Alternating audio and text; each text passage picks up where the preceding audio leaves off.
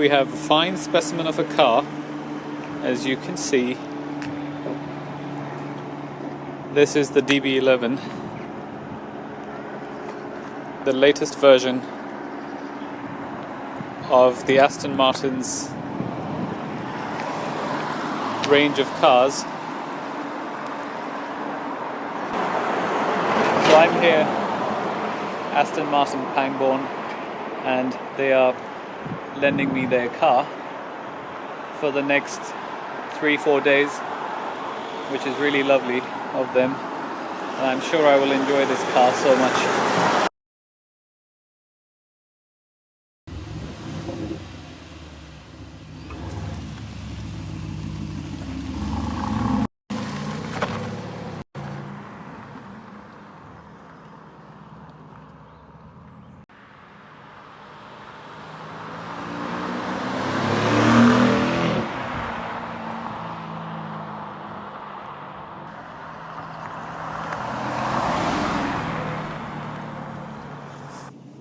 Over the last few days, while I've had this car, the weather's been really awful and dark and wet, so I didn't get a chance to film the inside and talk about the car itself, so I thought I should do it first thing in the morning while it's sunny and obviously very early, so I look like this. This is my walking around the house casual look. Anyhow, the car itself is amazing. There are a few issues that bother me which may prevent me from buying this particular spec. One of them is that it does not sound like an Aston Martin. One of my friends told me that it has an AMG Mercedes engine. I thought just the center electronics were Mercedes, because I was moaning that it sounds like a Mercedes when you rev it and drive it. And he was like, yeah, it's got a Mercedes engine, and which is a massive no-no for me. Why would you pay this money for a car with Mercedes engine inside? The car itself is a piece of art on the outside. It is beautiful. Every angle, every curve of this is amazing. It's very beautifully finished in terms of the build quality. Because I have a repeat, which is fantastic, but when you look at this, you can't really tell the difference as such, but there's something slightly better, because like when the doors close, the sound that it produces is beautiful. When the windows roll up and down, they're almost like doing it in some kind of a swinging motion. I don't know how to describe it. You'll have to play with it and see it yourself. There is something very refined about the car. It feels very good. It drives really well, very fast. Brakes are amazing, very effective. It's just the sound. Same thing that happened to me when I bought the Boxster 718S. Everything was great about the car except the engine, and after 3 months I hated it and sold it. So I think if I was to buy a DB11, which I would like to, it would have to be a V12, not a V8, because this sounds really bad. It's not what I want from an Aston Martin. I'd rather keep my repeat until forever, because it sounds beautiful. Fuel consumption on this car is amazing. It does 22 miles to a gallon, which, with me driving it with my heavy right foot, I drive cars properly, so I'm very surprised, because that's what I get 16 to 18 on the Porsche, the 911, so this car is doing very well. Now, the square steering wheel I do not like. If I was to spec this car, I would change it to a round one. It's quite curved, so when you touch it with your eyes closed, you can barely feel the curves, but when you look at it, it's like a square steering wheel. Plus all these buttons on it, which are quite handy. But I'm not a big fan of all these gizmos and buttons. The steering wheel is not thick enough. It would be nice to have a thicker wheel. And definitely a light interior. This looks too dark and gloomy inside. You should definitely go for a lighter interior. The sound system, again, in my repeat, is a Bang & Olufsen. And this one has its own, it's a brandless one. The sound isn't too bad, you could live with it, but if you're an audiophile and a fussy person like me, you should get a better sound system. I don't know if they do Bang & Olufsen in this one, but if they do, I will definitely opt, because it transforms your experience in the car. Now there's a surround camera in this car, which is amazing. It just looks like there's a little drone above you that is monitoring your angles and movements, which is fantastic. So I think that if I have the option in any car, I would do that, because in the past I've only had rear view cameras. I never thought surround cameras were any good, but this one is fantastic. The car itself drives like a dream. It's very comfortable for a sporty car. It's a GT car, and it is, you can switch the damper settings separately on the left hand side of the steering wheel to 3 different modes: GT, Sport and Sport Plus, which stiffens them. Same thing with the Sport, Sport Plus and GT mode on the right hand side. GT mode sounds nice, Sport sounds better, the exhaust note changes, I think it opens up some valves, and Sport Plus is just great because it has all those pops and crackles, it holds onto the gears longer, so I've been driving it a lot in the Sport Plus mode because the car sounds so much better.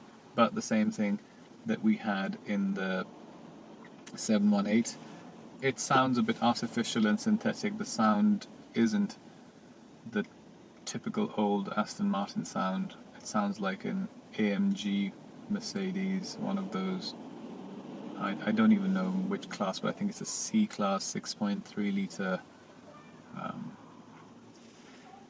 Yeah, because when I was in the dealership, they fired up a Vanquish S, and then they fired up a Vantage S, and oh my god, it was just, you just wanted to lie down next to the car and hear the engine running.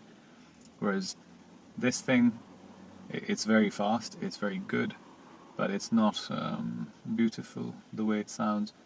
One other thing that I forgot to mention is that when you're going on straight roads, the car has so much power because of the low-end torque from the turbos that if you slam on the gas or the accelerator pedal, it twitches from behind. So basically the rear end goes from side to side, which some people like, but I have, this is I think a 600 brake horsepower if I'm not mistaken, and my Rapide is 550, and it's a bigger car, but the Rapide goes as fast as this. When you put it into sport mode, you have the same feeling acceleration, but it doesn't budge from behind, it just goes straight. And I think it's because of the weight in the back of the Rapide and the 51 and 49 weight distribution that makes it so stable, whereas this car, I think it's quite light at the back and heavy at the front with the engine, so when you accelerate and the wheels spin, it kind of twitches a bit, which many people like. I personally don't. The other strange thing is it only has one stalk for lights, indicators, and the windscreen wipers and intervals and everything, so it gets a little confusing because most cars have 2 and you know which one, but this one you have to get used to it. The infotainment system, it has all the things, but I don't know, after all that research and money that Mercedes have put into things, why is it so complicated? Cars should not be so complicated. You should focus on the road, the safety, not fiddle with the things. It's very difficult to find anything. You have to go through tons of menus. There's this little controlled thing. Not good. I think out of all the cars, the 911, not the latest version, the previous one, sat-nav, the PCM 3.2 or whatever it was, or 3.0, is by far the best because it has buttons, it has a simple display. You don't need tons of stupid menus to go through, you just need to do the basic things, and that's what it's for. I think the new one with the CarPlay and other things is not bad because I had that in the Boxster, but I still think that these things should be simple. I've moaned about this many times before. So it's sunny still. I thought I should make most of this sunshine. and make this video. I still look like a hobo. I just crawled out from under a bridge, so don't judge my clothes.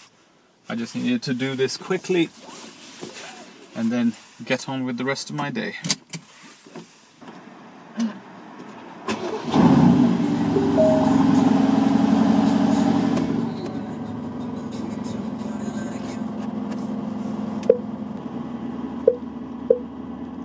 Seat heating. And this is a sports car. See, accelerated well, then somehow felt like the car skid. The rear wheels went through a little skid and the traction management kicked in. The roads are completely dry. It's 7.5 degrees outside. There's no reason why this should happen.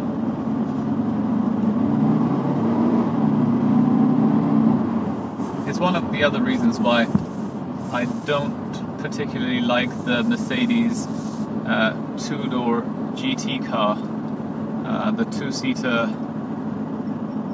which is very desirable for most people, but it's beautiful to look at, but the rear end keeps wiggling when you accelerate.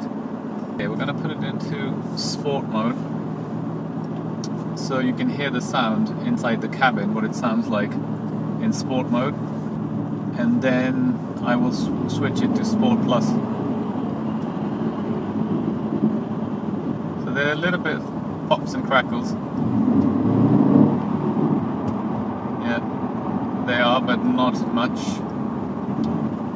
Pops and bangs or whatever they're called, but not nice.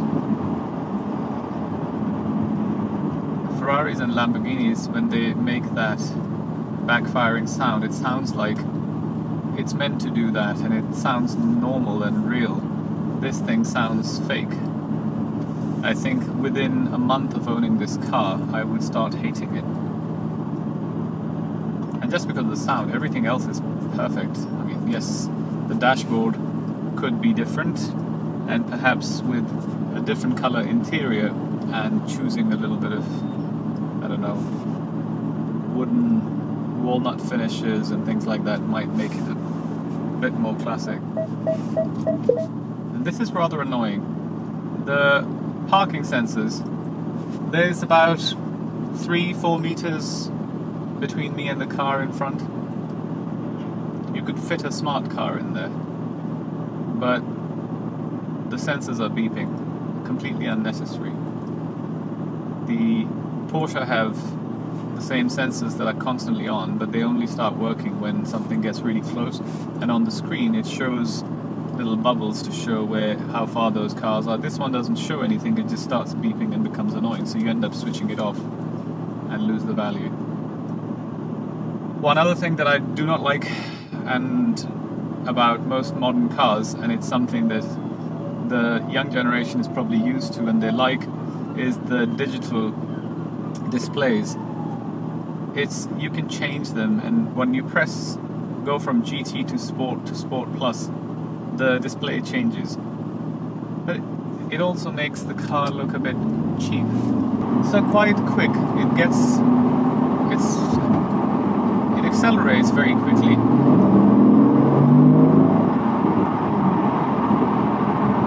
Let's do this in Sport Plus.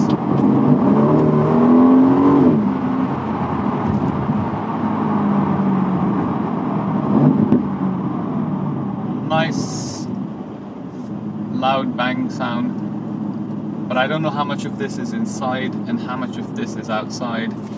Let's lower the windows a little.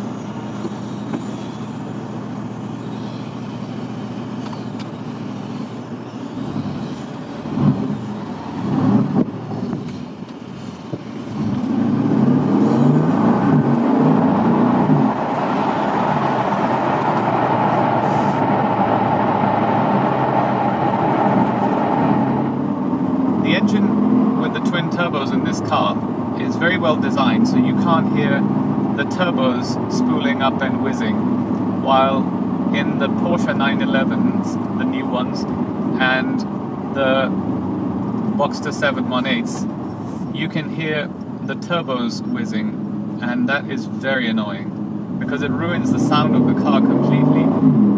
All you hear is that zzz, and I really like the look of the new 911s, and I like the way they accelerate and drive and everything about them except the engine, which is why I didn't buy the new 911s.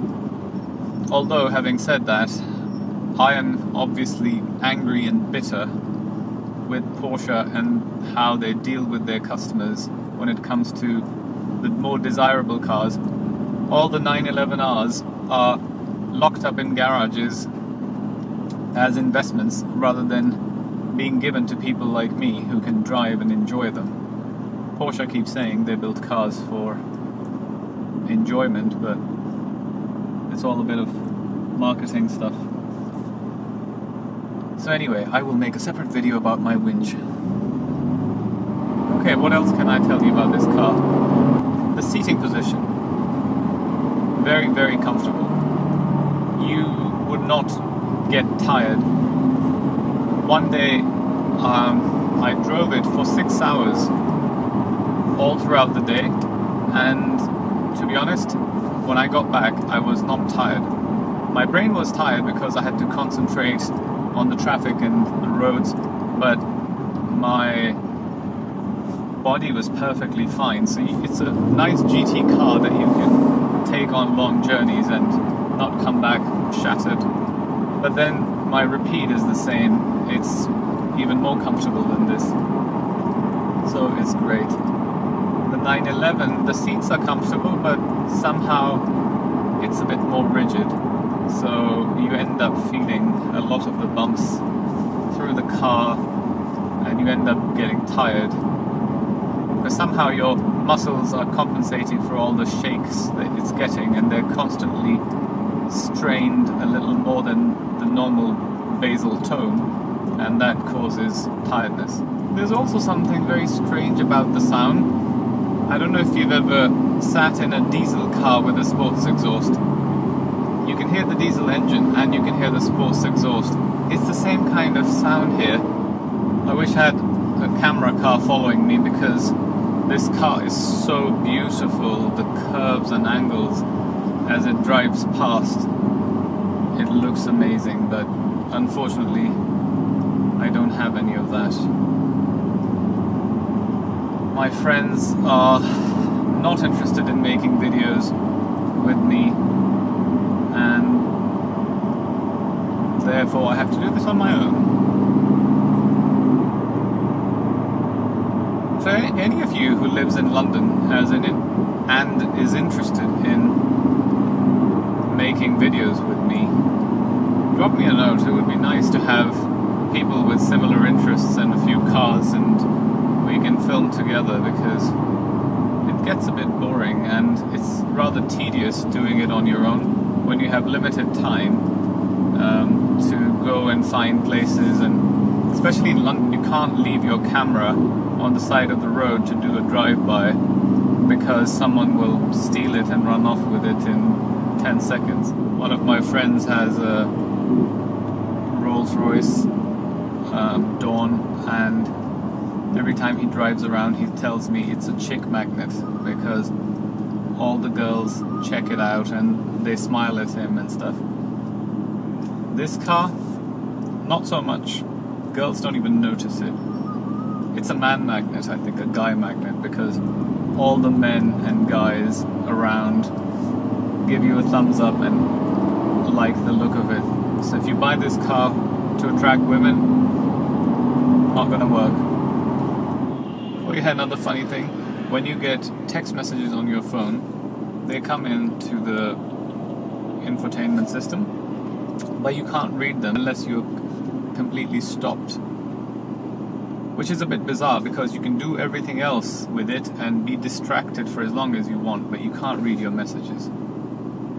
The whole idea is it should be able to display the messages so people don't fiddle with their phone, or read them out loud to you like most other systems do, but no.